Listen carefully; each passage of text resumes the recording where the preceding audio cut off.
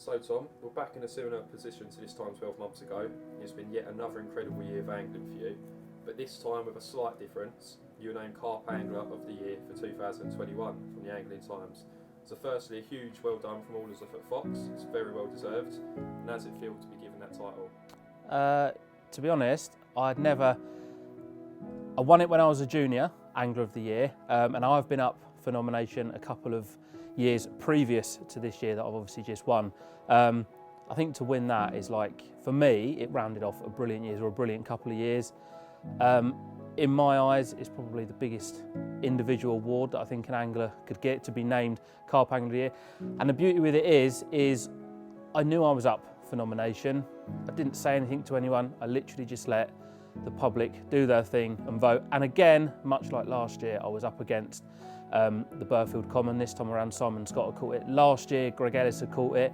And obviously, coming second to the Burfield Common, never going to complain. In my eyes, that is the ultimate carp. But this year, to win it, knowing that the public had voted me to be Carp Angler of the Year, massive, massive honour, and topped off another brilliant year.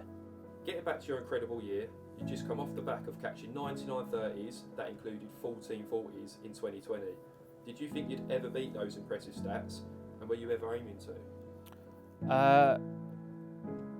2020 was a very, very good year. Now, obviously, we was in and out of the COVID sort of restrictions. I was able to go fishing through personal circumstances a lot more for myself than what I'd ever had done before.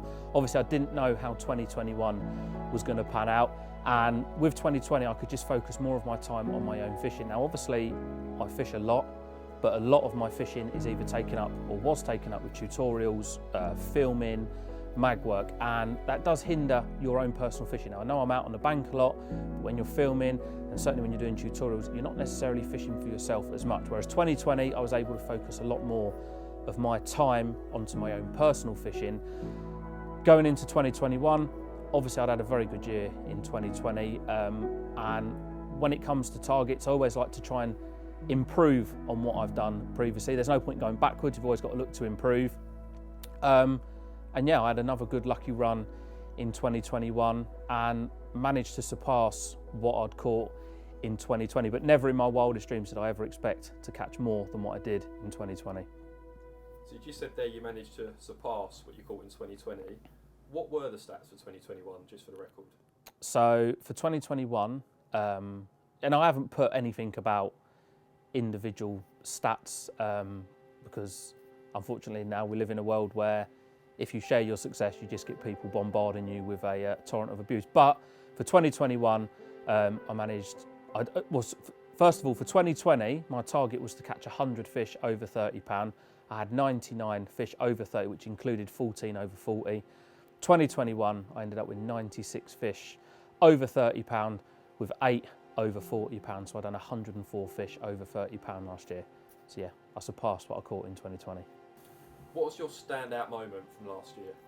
Standout moment for me would have to be when I caught the box common. Now, I don't put a lot of my personal life on social media.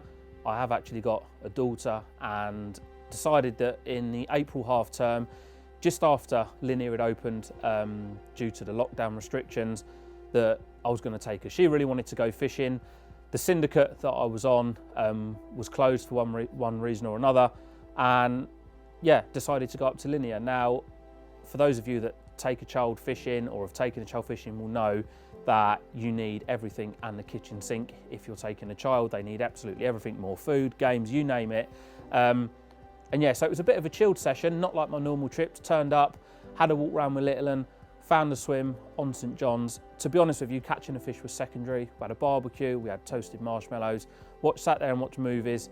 But obviously all the while the rods are in the water, there is a chance of getting a few bites. And she wanted to see a big bad Barry, as she likes to call it. On the first evening, I caught a 30-pounder on a zig, which was amazing. She was over the moon. She went to bed, woke up in the morning, and I was half expecting her to want to go home really, because it was quite cold that night, but she wanted to stay a second night, and I'm glad she did.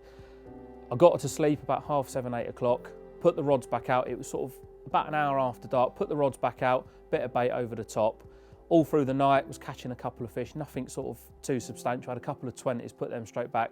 First light, literally, and I'll remember it till the day I die, she literally rolled over, tapped me in the head, or tapped me on the head, should I say. She said, "Did you catch any big bad barrows last night?" I said, "No, not last night." I said, "I only caught a couple of small ones." With that, the rod went off, and yeah, out there playing the fish. It was quite misty.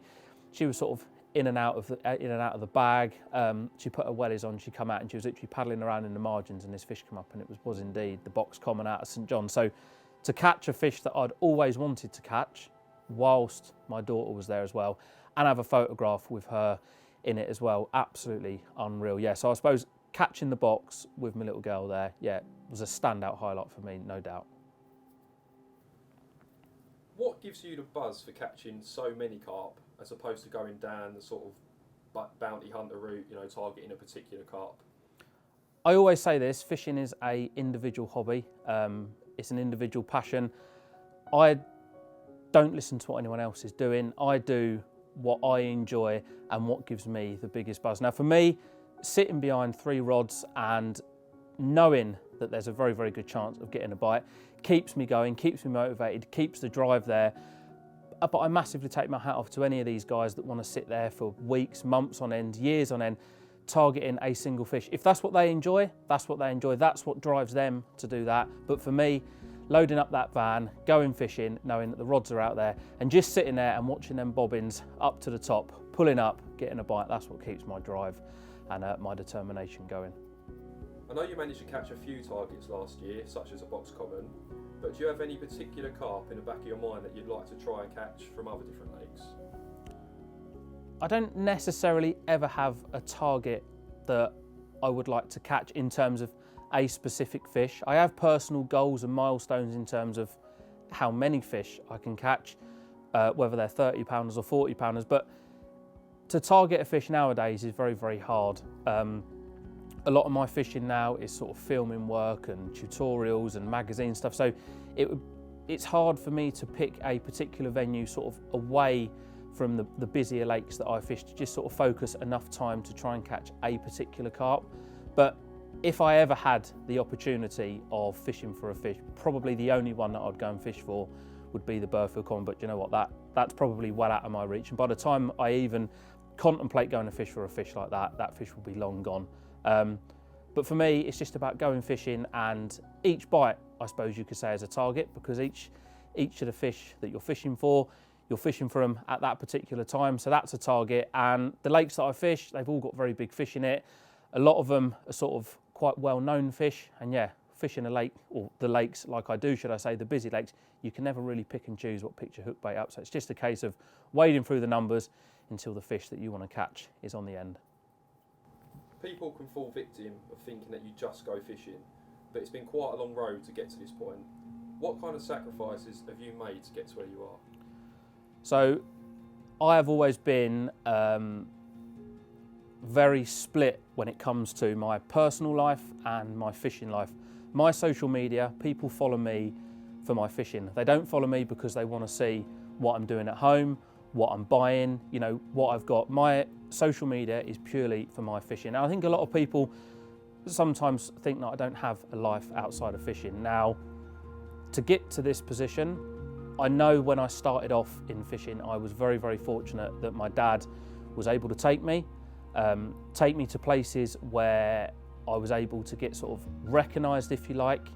But I have also paid some big sacrifices. Now, I say I don't share my personal life on social media. For those of you close to me will know some of the sacrifices that I've made. But yeah, fishing for me is a way of life. It's my job. I don't do nothing else but fish. And yeah, I have made some pretty big sacrifices, and it's not been easy, but here I am today.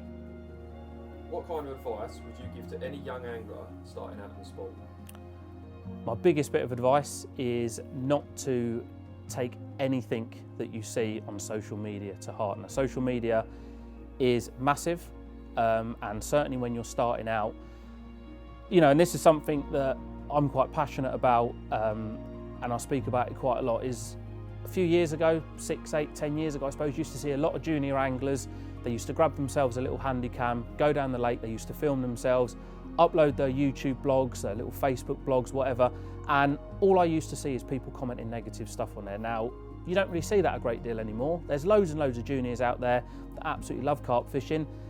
They want to film themselves going, but people are so quick to knock them, and unfortunately, you don't see as many now as what you used to. My biggest advice is to just go fishing, enjoy yourself, try and put aside what other people are saying to you, saying about you, things that you're hearing, and just enjoy fishing for what you want it to be.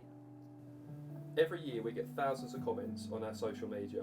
The vast majority of them are very positive, but there's always one or two trolls who like to bring the tone down and post something negative. We searched through our social media channels and found a few of them, so we're going to read a few of these out. We'd like to see your reaction. So this was from Gavin GG. Try catching on a low stock lake. Literally anyone could do what you do. Sit on a day ticket water for 3 days a week and pull these out. There's a reason you ain't ever been on the big boy lakes. Tom the Noddy Maker.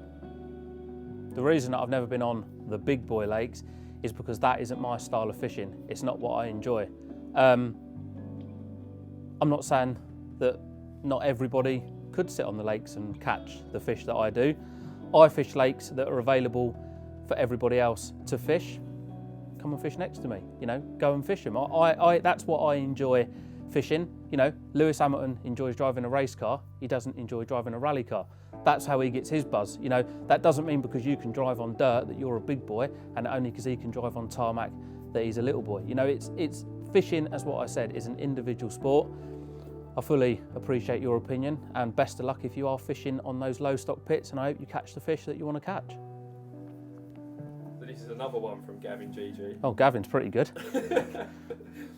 How much bait did they put in for you before you got there? Because we all know about your special treatment on venues. Now this is a thing that a lot of people seem to think about, the special treatment. When I am going fishing to work, i.e. to film magazine features, tutorials, the fisheries will close us off a peg. That I will not deny. That I have done and I can't deny it. It happens all across the industry, and that is just part and parcel of it. What really makes me laugh is when people say a pre-baited swim. Now, I am fishing lakes that are occupied by 30 plus anglers every 24 hours. At some point or another, the peg that I'm going into would have bait in from a previous angler. Now, of all the places I've ever fished, the pre-baiting sort of rumours that people hear, not one person has ever had a photograph or seen anybody in a boat putting bait out for me. I do not need someone to pre-bait a swim. The lakes that I go to have enough carp in it that when I put my bait out, there's a good chance I'm going to get a couple of bites. So pre-baiting does not happen. Got one from Lee Bennett. I cannot believe what Fox will do to promote new line. Respooling your reels before you go to bed, as Tom Maker said, with high-vis orange line. Oh my God, who the F would do this every evening? These W's must think we are imbeciles. I was enjoying this video until now. Goodbye. Well, obviously Lee is very offended by the fact that I'd spooled up. I'm assuming he is referring to the Croatia trip, and I explained perfectly the reason why I went from the Exocet to the distance Exocet.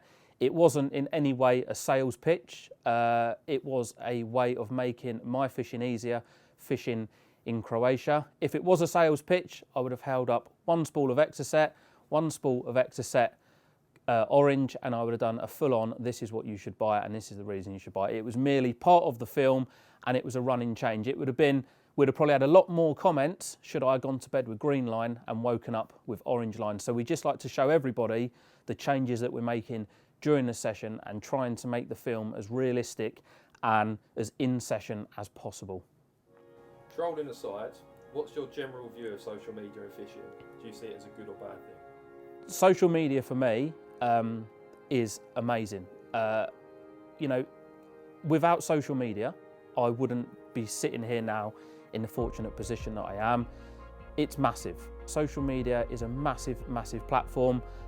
It's very good in terms of interacting with people, which I like to do. I like to speak to as many people as I possibly can. It's very good for finding that information, and it's also good for obviously sharing your catches, sharing what's new. But people do sort of tend to get a bit of a false perception about social media, and they just think that everything that they see, they're just being led up the garden path. And the one biggest thing I'd say with social media is that if something's on social media, people seem to think that it must be true. You know, don't always believe everything that you see on social media. We followed you quite a bit last year with the cameras, and were fortunate enough to catch some red letter sessions with you. Starting off with the Edges film on your syndicate, we actually filmed this over 2 sessions, the first of which you blank. Contrary to popular belief, you are human and you do have blank sessions like all of us. What do you try and take away from these sessions? Yeah, so obviously I do blank, but again, going back to, you know, our mate Gavin's comment about fishing low stock pits, I fish waters that have got a lot of carp in it. So if I'm fishing there every week, there's a very good chance that I'm going to have a chance or chances of catching most weeks. But when I blank, it makes me more determined to do better the next time. Now, I think you can learn a lot more from a blank than what you can sometimes when you're catching. Sometimes, and I know from when we went and filmed the first Edges section on my syndicate, I almost thought it was nailed on to catch carp. Fishing on the end of a nice warm wind, just after lockdown, I thought the fish were going to be in one area. Consequently, they were at the opposite end of the lake where I didn't expect them to be. And now that sort of makes me think twice. Like, I note down the day, the time of year, the weather, and I write everything down in my fishing. And I think that going into next year at a similar sort of time, it will make me think twice about where I set up, should I go back to my syndicate. So yeah, from a blank, you can learn a lot more than when you catch. You obviously went back on a second session and more than put that right. Did you think you'd have a session anything like that one? No.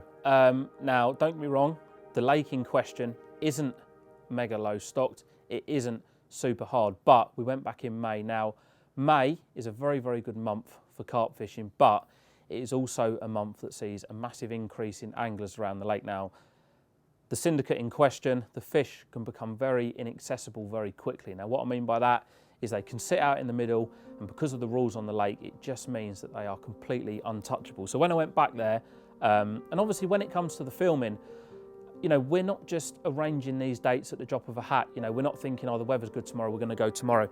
You know, we're booking these days in at the start of the year. So it's a massive gamble as to what the weather's going to be like, and sort of everything just fell into place.